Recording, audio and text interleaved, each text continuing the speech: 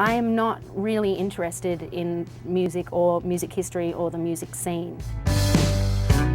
I just do it, but I don't really listen to it now. I like to watch television and hang out with my dogs.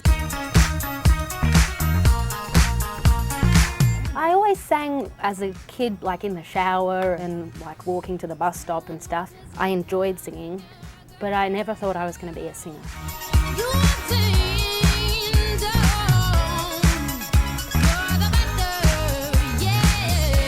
I listened to music like obsessively, weirdly, until I was 12, and then I stopped listening to music. Why? Probably because my dad left and he was a guitarist. When my dad was at home, I was like a tap dancing monkey, and then when my stepfather arrived, I turned into like a try-hard intellectual. Come along, I think really I just wanted some attention, and I got up on stage and I was singing because I just was maybe feeling insecure that day, and I got up at a jam, and before I knew it, some guy was like running backwards and forwards in front of the stage going, "You're with me, you're with me," and he ended up managing me for the next like year and a half. I've written songs for Will Young, who was a UK Pop Idol winner, and Natasha Bedingfield I wrote a couple of songs with. I don't know if any of them will make her album.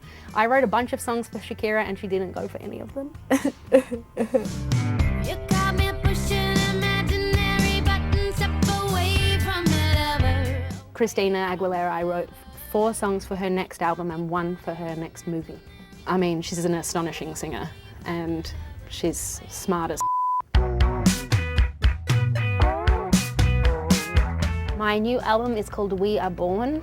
It's going to come out on June the 8th, and the reason it's called We Are Born is because my last album was called Some People Have Real Problems, and I think I must have answered like why it was called Some People Have Real Problems like 30,000 times during promo.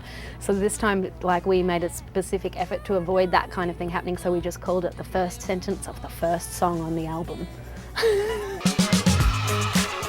My first record, Healing is Difficult, is kind of, I guess that was in the urban section. And then the next record I made, I was a bit sad. And then I delivered Universal Records this record, and it was a really up-tempo record, and they were like, "What are you talking about? You can't do this. This is up-tempo. You're a down-tempo artist. We can't put this out."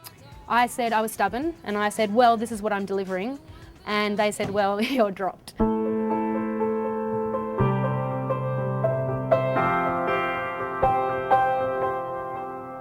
So about 2 weeks later, it was kind of the best thing that ever happened to me in a sense.